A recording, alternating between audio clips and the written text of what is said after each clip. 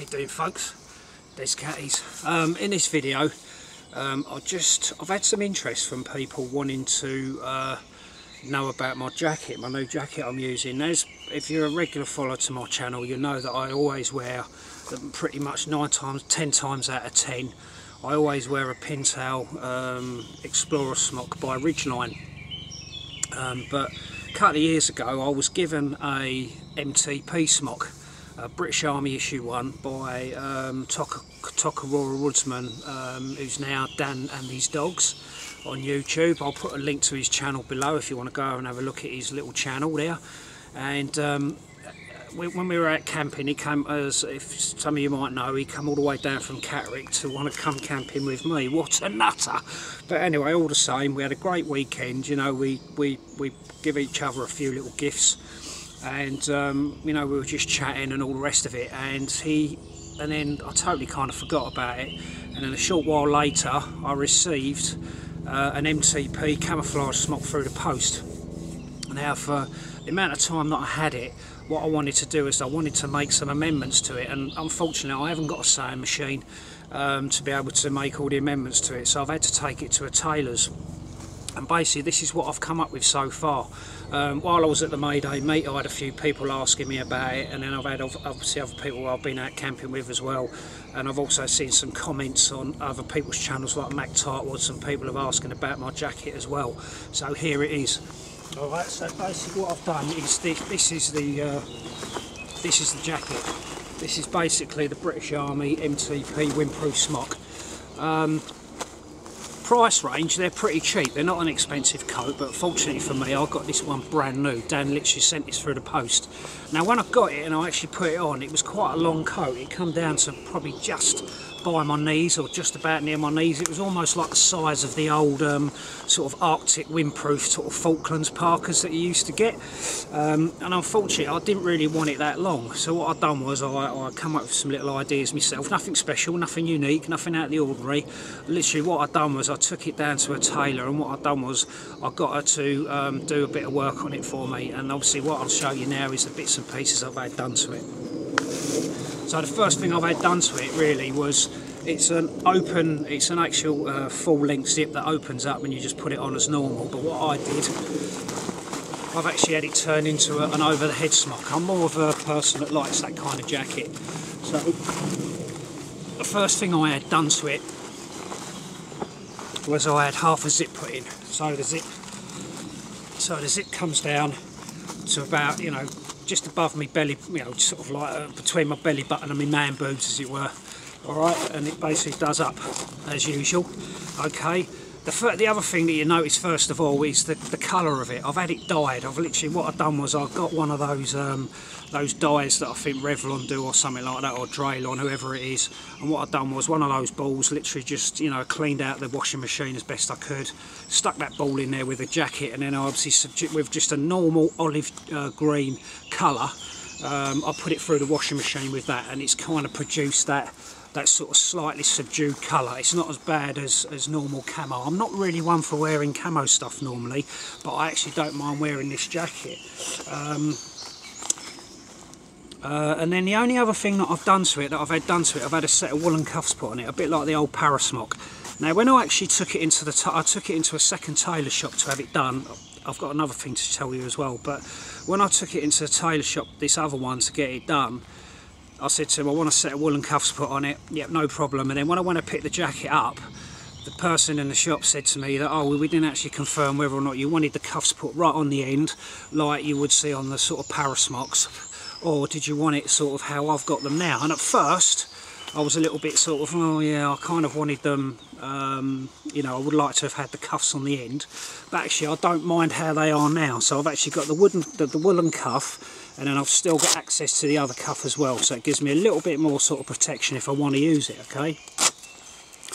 Alright, and then as I say, the other thing which I totally forgot about, is probably the most important one, was that when I actually took it into the shop, and I asked the lady that I wanted the jacket lifted, what I wanted her to do originally was to take the bottom pockets off, the bellow pockets, have them lifted, and then have the garment shortened, so it was sort of, you know, so it was obviously a lot shorter for me to wear.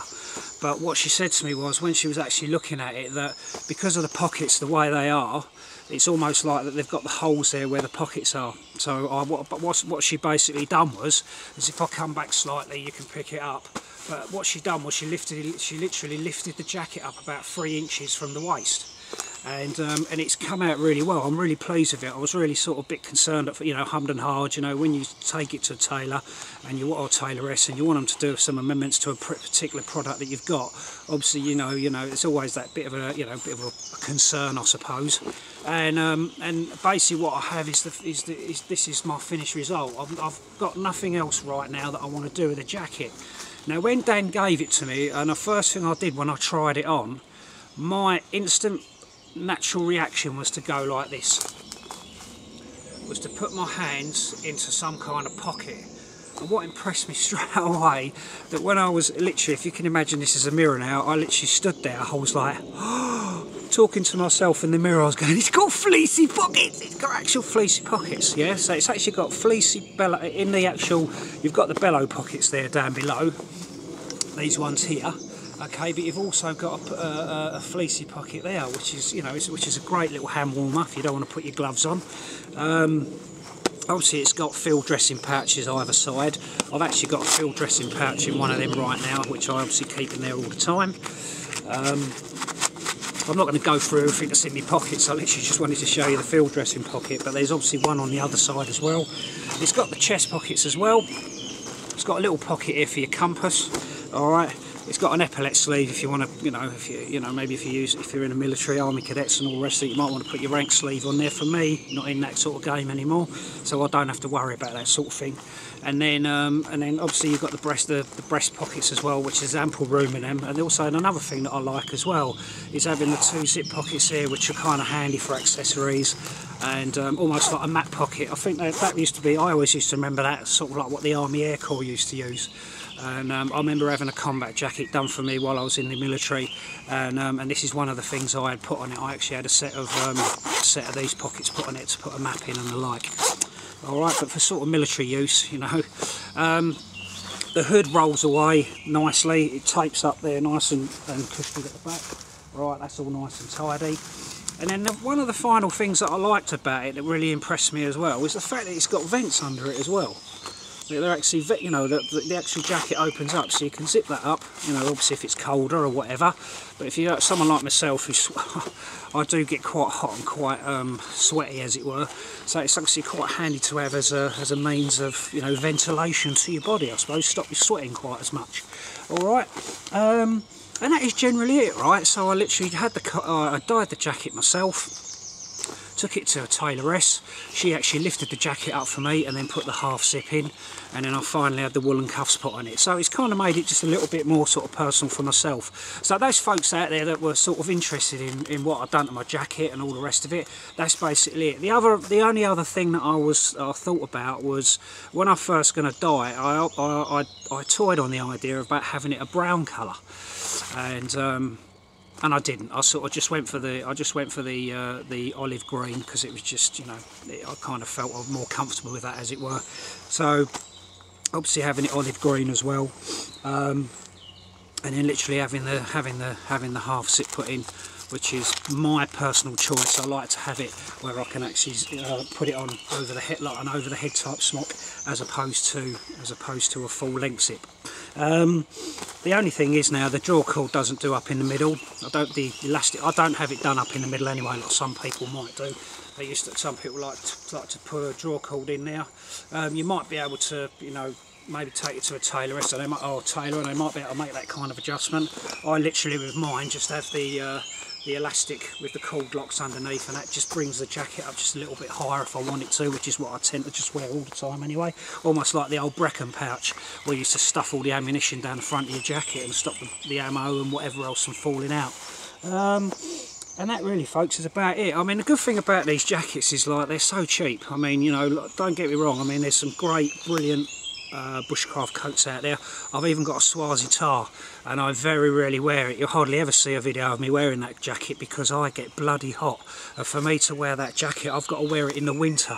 and it's got to be cold, and I've kind of got to be stationary. I very rarely wear it. It's kind of a lot of money, that coat, for something that I don't really wear that much, just simply because of I just get so hot in it. Okay, so you'll see me now flitting between this kind of jacket now or my pintail ridgeline. As I say, the only last final thought that I had about the jacket, which I've actually purchased, is some Fab Seal Gold. And what I'm going to do is, when I get home or at some point, what I'm going to do is I'm going to lay the hang the jacket up. I've got a new atomizer. I bought some Fab Seal Gold, and I'm going to give it a spray. And obviously it's not going to make the material 100% waterproof, but hopefully once the Fab Seal Gold is obviously absorbed into the material, it will make it more showerproof, which is obviously quite handy when we're out here in the good old British weather, or probably most other weathers as well, wherever you are in whichever part of the world, unless you're somewhere hot like Africa or whatever. That's about it, folks. Alright, so that is my MTP jacket, the British Army one, that I've just made my slight little adjustments to. Alright, so that's it, folks. So thank you for watching. Please subscribe to my channel, leave a comment, hit the old thumbs up button, or if you want to hit the thumbs down, that's totally up to you. And you know, comments and suggestions always appreciated. And I hope you like the new improved Descattys jacket for now. Alright, but as I say, cheap as chips. Even if you to buy a grade 1, you're not going to worry about burning it. If you did tear it, you can either sew it up or stick a bit of duct tape over the hole, you know, rather than using some of the other sort of more expensive materials. Okay, I'm not going to worry too much about getting an ember on this, as opposed to I would have done on my Swazi. Alright, so there it is, folks. Okay, so thank you for watching. Please take care, and all the best. More spin so you can have a look. Alright, so that's it, folks. Alright, so take care, have a good one, and stay safe.